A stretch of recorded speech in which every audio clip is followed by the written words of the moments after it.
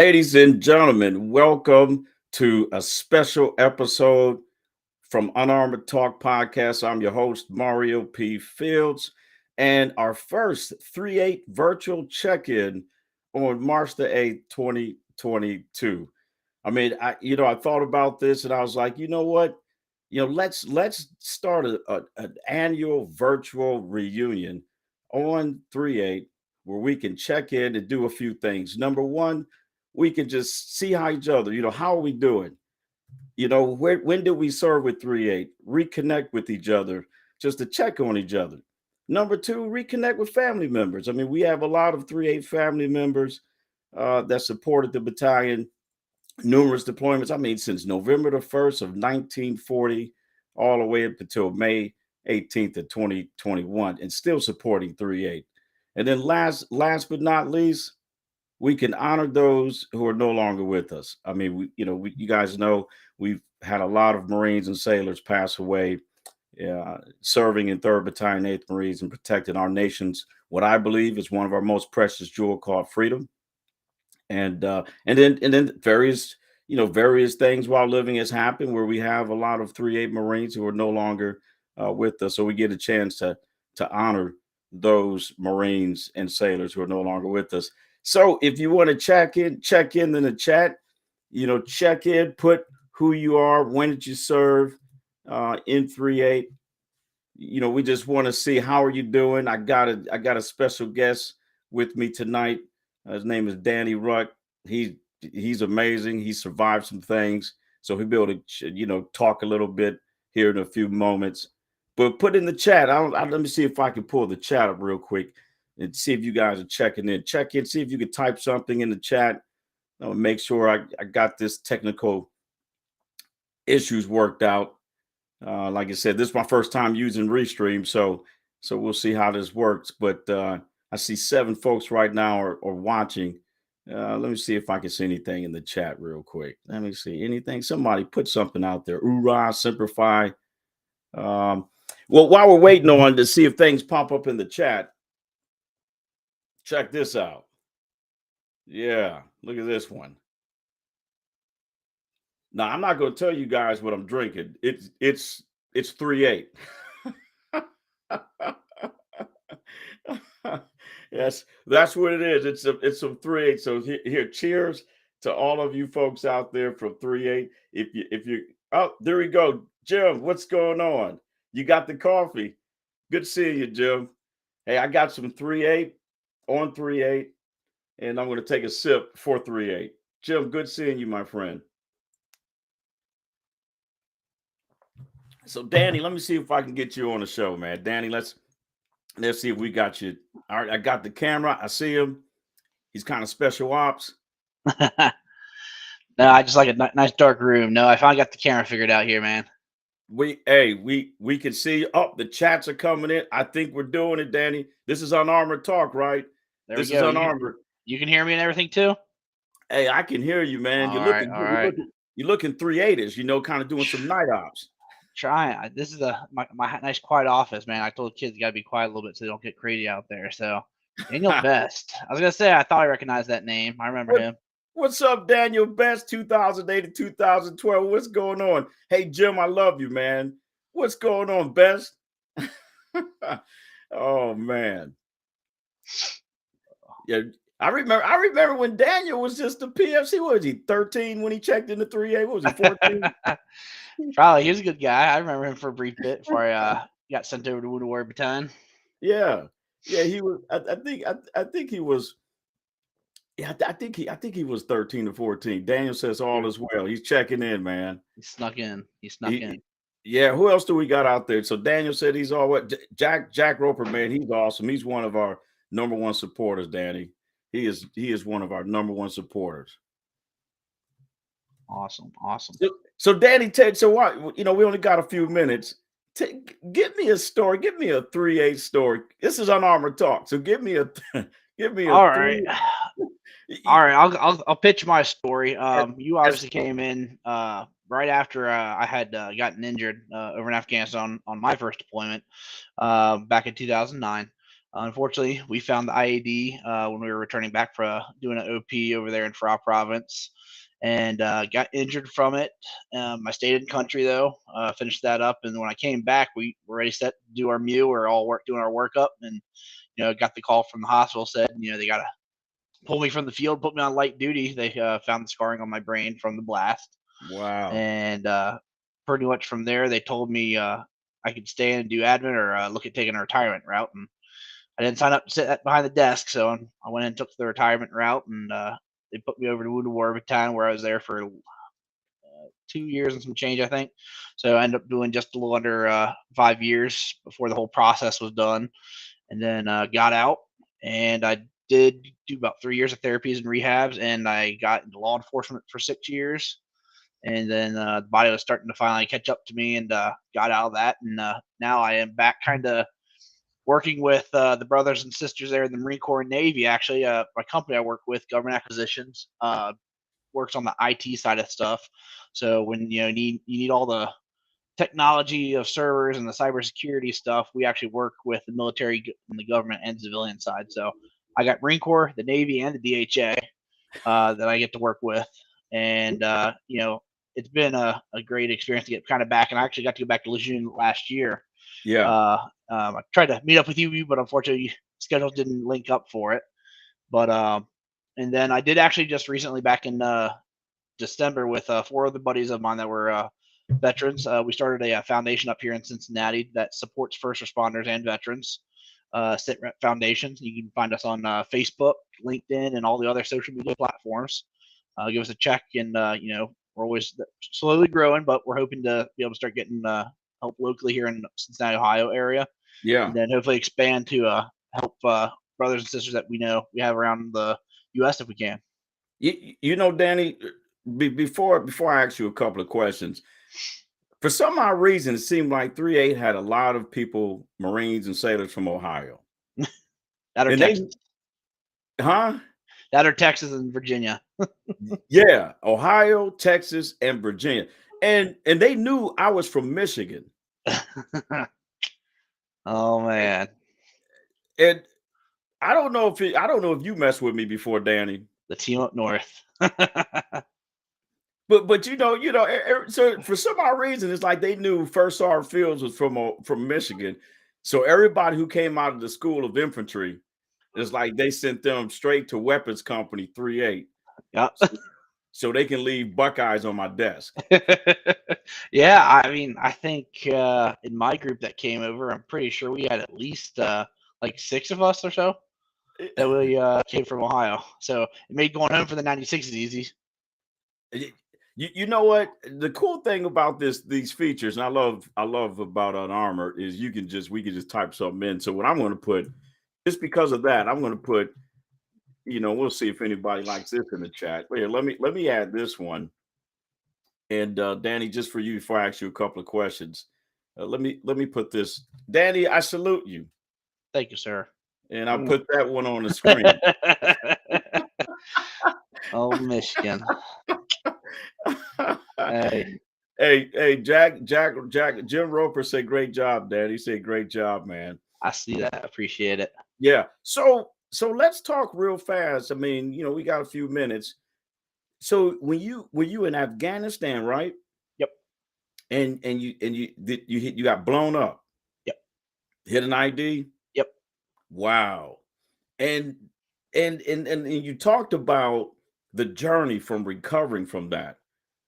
What was, if you could pick the toughest moment or moments after that incident, what would you say you struggle with the most, man?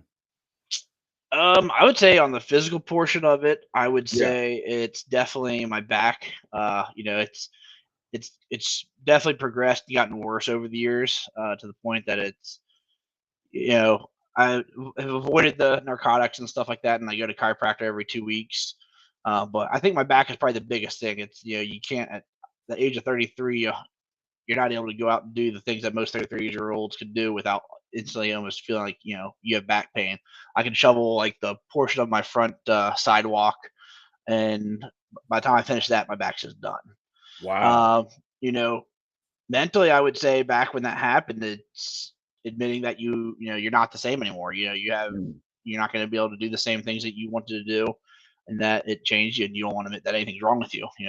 We're set up to ready to go start deploying again, Yeah. and the last thing you want to do is say, "Oh man, I can't deploy with my brothers again." So that was probably one of the hardest things, is to watch everyone else go on, finish up their to the next deployment, and then me get left behind and have to sit there and go through what I had to do. Wow. Yeah, I didn't even think about that, because 3A was deploying a lot. It was, and that was the majority of infantry battalions in the Marine Corps, but I can only speak for 3A. And it was pretty much, you came back, kind of ate a peanut butter and jelly sandwich, maybe an Yep. MRE, Yep. you back out the door. Yep. Yeah, we were already in the field. Like I said, when I got the call from the Kent Lejeune Hospital, and they said, "Hey, you're gonna have to be on light duty." And I told Gunny at the time, I was like, "I have to go on light duty." Kind of like not understanding, what the extent of everything was, and not really realizing, what was going on. So, I started noticing some of the cognitive stuff and the physical stuff when I was at my Right. advanced school. But luckily, I had my buddy Phil Lance there with me. He was keeping me going all the time. So, he helped me stay on track when I was at the school, finished it up at least. So, made 3.8 look good, completed my advanced school still. But, you know, Right. Yeah, and real quick, slow motion. Hey, kill motivator, hoorah. I got kill sergeant major. I work for Department of Labor part-time. So when I do the when I do the workshops, I tell them, hey, you can say that here, but be careful in the private. Hey, kill George, kill Mario. What? ah, No, that's good stuff, slow motion. I like that. I like that hashtag too. Yeah, let me see. Jim, what we got, Jim? Jim, what do you see? We say hello to her. Don't mean to interrupt. No worries. Hold on. Let me get Jim up here. Let me get this chat, man. Yeah. Yeah. Nice. Yeah, let me see. Jim, just give me a second, and because I got something. I gotta chat up with Danny real quick as we're live on our talk. Let me see. Jim, my wife Belinda is here. What you say hello? Hey, Belinda. But you see Nicole's in the background. She's watching though. Nicole's watching. But Belinda, hello. You're the commanding general, Belinda. Yeah, Jim works for you.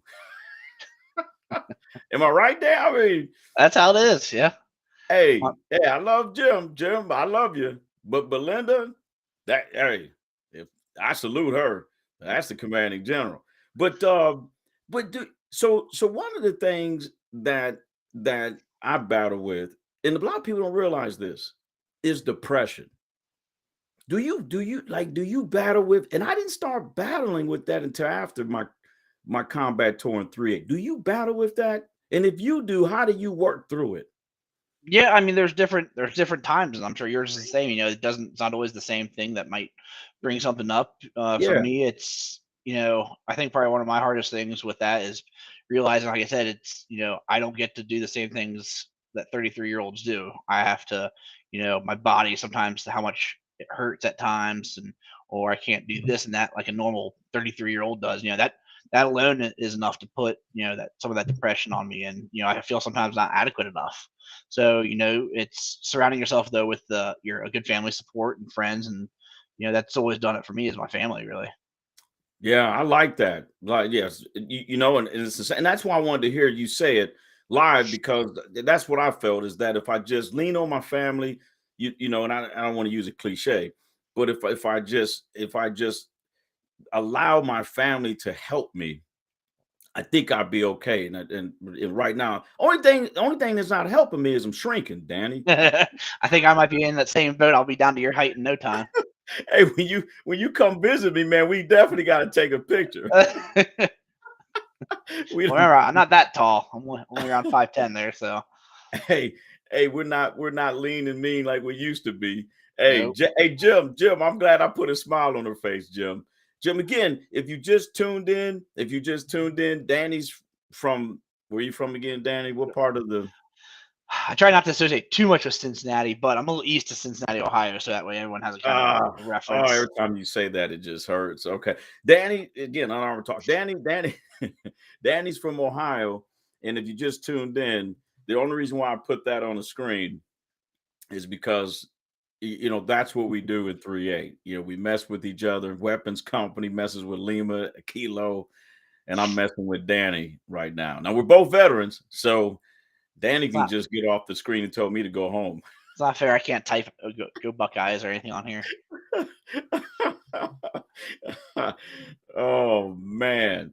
And I never thought about that. You know, here you are serving your country, you know, right? You're in 3rd Battalion 8th Marines, forward deployed. You hit a bomb, and all of a sudden now you're a young man and your back is pretty much at you know, at the level of, you know, someone that's, you know, not at a 28 or 33-year-old. I always tell people I might look, young, but I feel like I have the body of a 70, 80-year-old sometimes. Yeah. Yeah. Right. Right. Now have you ever thought about in the future if you have grandkids, Danny, what are you gonna how you gonna navigate the back? Hopefully, they have like advanced wheelchairs or something, and I can have like little cranes for them and stuff like that. Little grab arms, something along that. I don't know. I don't know. Man. So then you were a police officer. I remember Yep. when you were a police officer. Let's talk about that. So now you're a police officer. Yep. You're still serving, right? And how was that journey as a police officer after you tour in 3rd Battalion 8th Marines?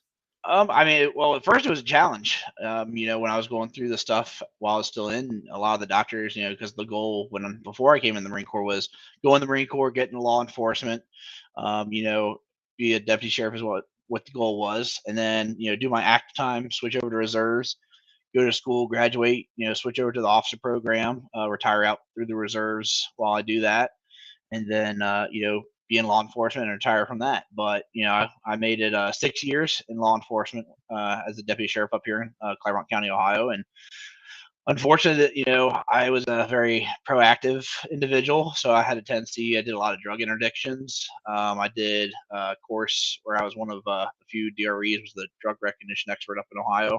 I think there was like 60 of us at the time when I finished my course for it.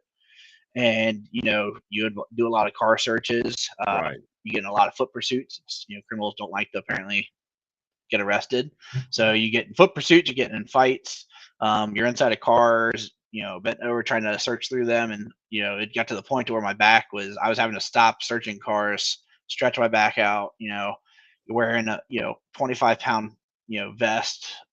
You got all the weight on your hips from the Yeah. belt because we didn't have that. So, it started taking its toll on my body a lot quicker. And again, you look at it as I'm, 20 whatever year old at the time, and I shouldn't be having these type of issues trying to keep up with other people my age. I'm acting like I'm someone that's got like 20 years on the force there and getting ready to Yeah. retire. So, luckily, I got lucky. I switched over to work with Cincinnati Bell up here for a year, and a buddy of mine that worked at the company I work now is a VP for their business development. I met him through one of the Wounded Warrior programs I had attended, and he came to town here in Cincinnati and was like, "Hey, we're looking to expand our DoD team. Is that something you'd be interested in?" And for me, it came at a perfect time, Right. where I could, Monday through Friday gig, weekends, holidays off, more time with family, and I was absolutely sure, and I got to go back with, which I knew I was probably going to get put in with the Marine Corps and Navy for sure. So, I was happy because I figured it'd give me a chance to run up with some of my friends I might know, and, build some new relationships and network with other individuals in the Marine Corps and Navy. So You just wanted to run around and start speaking that military jargon. That's that's all that was. Man. a That's little all bit. that that's all that was. You just wanted to go to work and be like, yuck, get some. Hoorah. Yeah, Super, kill. they're over there like, what's wrong with him? That's impressive. You transitioned, in the private sector, did a few things. Let's read some of these comments. Hold on, I got Jim. The starter comment. See, Danny, you inspired everybody. So Jim say grew up in San Francisco. Marines and boot camp came from St. Louis, Mississippi, Texas, Portland, and all over. MCRD 1971. Jim, you're my new hero, man. 1970. Danny, you were born what, 2000? 88. Yeah. Yeah. And then James, Isaiah, hey, thanks for leaving that scripture, James. Isaiah 45:22. Turn to me and be saved, all ye ends of the earth, for I am God and there's no other. Well done, men. Keep up the good work. There it is. Absolutely. I tell you, I prayed a lot, a lot, and I still, I still pray a lot. So James, I know for me, man, I I pray a lot. So thank you, Joe. Thank you so much. Just Danny, now because so hold on, one more thing. There it is. Hold on. Urod gentleman, Semper Fi. Miguel Ortega just checked in. Miguel, Semper Fi. Miguel. We want to give him a shout out, Danny. Right, brother. Hey, cheers. Again, this is specially shipped in from overseas. From one of the 3-8 locations when it was deployed in somewhere between November the 1st of 1940 and May 18th of 2021. Cheers. Cheers. Right. Cheers. So because ladies and gentlemen, let me tell you something. Danny is in the private sector. He's doing some amazing things. I mean, he emails me, I think, 25 times a week. No, I'm just messing with you. Trying to use all your connections, man. You're the one with the network. No. So we gotta do what we. Hey, Miguel just gave you one, man. He said, "Rod, Danny." So here's the deal: when Danny comes to visit me, ladies and gentlemen, what should I cook for him? Let's see what the audience got to say. What should I take Danny out to eat? Should we cook Nicole's half Filipino and half the rest of the world, right? My wife, we're still trying to figure out what she unarmored talk. So what should the Fields family provide Danny Ruck when he comes out as a 3-8 family member? Let's see what the audience got to say. What do you think, Danny? Hopefully they don't propose an MRE. I don't know if I can eat those anymore. I don't even know if I can find them. Hey, Miguel says some barbecue. All right. Okay, Danny. So we got barbecue. See if anybody can trump that one. I just hope nobody say take them out to the most expensive restaurant to eat. I shouldn't even say that. That's probably what Applebee's down there now, isn't it? Just depending on what radius we put on. Oh, Michael Wood. Hey, what's going on, Michael Wood? Semper Fi. Yeah, hey, I tell you what, Danny. I mean, I transitioned for the military folks, retired, for private sector. I transitioned out and still served, but Danny still served. I mean, again, Danny, you were in the police force for how many years again? 6? 6 years, yep. 6 years. Hey, Jim said take Danny to steak dinner. That sounds like Ruth's Chris Steakhouse. Ooh, easy there. What's up, man? You want to go to Wilmington, Danny? Hey, it's only a few minute drive, right? Yeah, on the fields. There you go. I can always down for that. I'll have my buddy that'll be with me there, Dave Wood. He's a Marine Mustang, actually. He came from the IT side, so he's actually been an amazing mentor for me coming into the field. That obviously going from infantry to IT, it's a huge difference. So he's been an amazing mentor. I feel like he's also probably connected to like 95% of the Marine Corps and Navy. He somehow knows everybody. He served 20 something over years, I think he did, and then he's still always been connected. So I'll have him there, and I know you guys probably get along too. You guys are both like 100 and something or whatnot when you're retired. So I just turned 160, so I think there I still look right, man. I still got a little something. There you go. Just a little bit now, but for the chest up, right? Yeah, just get chest up, right? Yeah, right. Veteran, right. just like those clips we make rub some veteran, but only chest up. Yeah, that's right. I look good for the chest up now. Yeah, right. I'm running the CFT without the C and F. No. Hey, Sergeant Vet said I'm in. Hey, way to check in on 3-8, Sergeant Vet. Way to check in. So Danny, so now I love how you mentioned use your networking. That's family, that's friends, that's co-workers. We got a couple more minutes left. Can you talk to us a little bit about the importance of using them in networking? I mean, you'd be amazed. Being infantry, your field was kind of limited. When you're there, you're really focused on exactly everything right in front of you, the mission, until you start kind of doing some other positions or other jobs, and then you realize, networking, whether it's from family or friends, really helps open up a lot of doors for you. And connections that you get to establish. Like when I went down to Lejeune, which I'll actually be down there. I think I can't remember if I told you, but it'll be the week of the 18th of July. We'll be down there for that cyber exercise, and I got to meet with the sergeant major down there, and told him, I was like, it's crazy because it's different when you're going to meet a sergeant major. You're sitting in his office, and you're not in there for something bad. You're in there to have a conversation with him versus man, what I did something wrong, and I'm in the sergeant major's office now. But it's it just opens up doors for you, and especially in my line of business, it gets that relationship with individuals that are in charge of different commands, because that's how I make money is getting to know the customers, from the different commands on the IT side, and getting vetted and saying, hey, I know him, he's been great, he's done this and that, and if you never know if it opens up doors for myself or even friends that need help with jobs or anything. So networking is huge. Nice, nice. You guys heard it from Danny Ruck. Use your network. He was able to have an amazing conversation with the sergeant major, and he wasn't in trouble.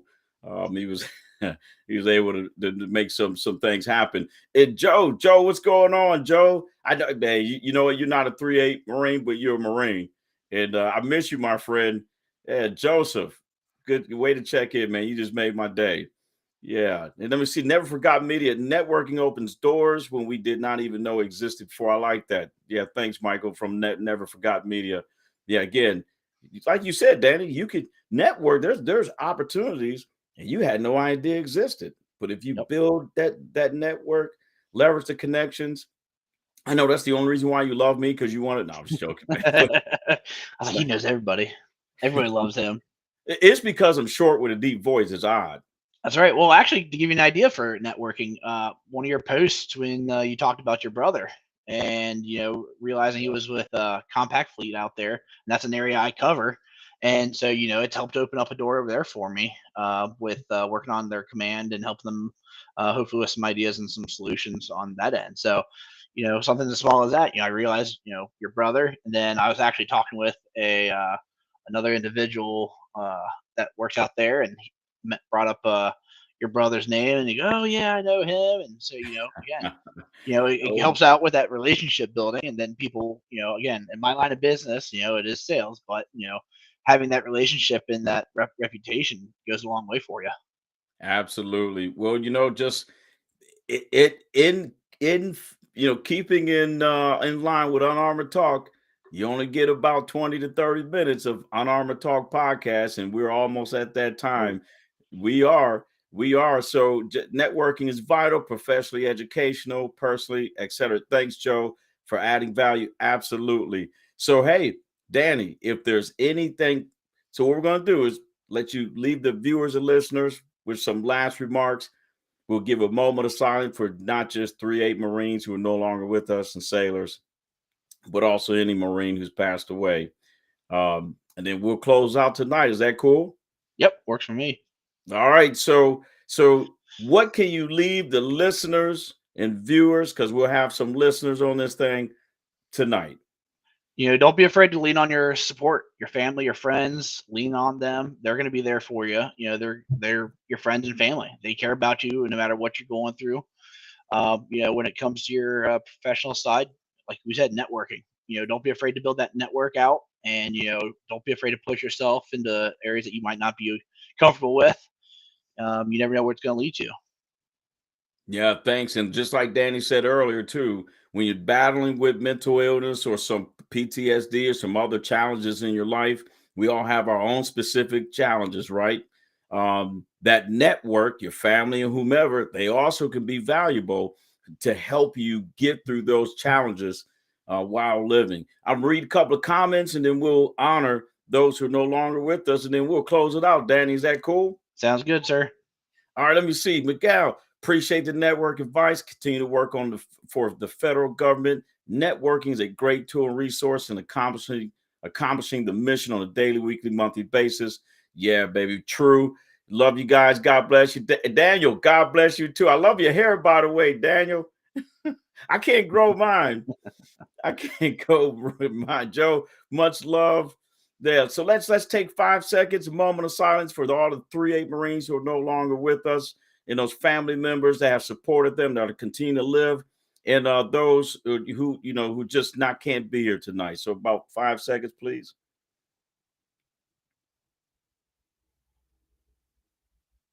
God bless them. God bless them. Cheers, ladies and gentlemen. 3-8. Happy 3-8 day. Danny, I love you, brother. Sergeant Major, appreciate it. You call me Mario? I know. I said it the other day, and I was like, this is weird. This is weird. I can't do this. Hey, well, thank you guys for tuning in. You can follow me on the parade deck at paradedeck.com. All you got to do is search the creator. You'll go to creators, search for Sergeant Major Mario P. Fields. You guys get all my social media with one click. All you got to do is follow me on on the parade deck, and you get everything. I mean, I'm talking podcasts, Instagram. You can check out those Instagram reels. I'm going to do an Instagram reel when Danny comes down here. He just don't know I'm going to do one. God bless everybody. Cheers, Semper Fi, and happy 3-8. See you later, Danny. See ya. Thank you. No, man. Thank you, my friend. Thank you, brother.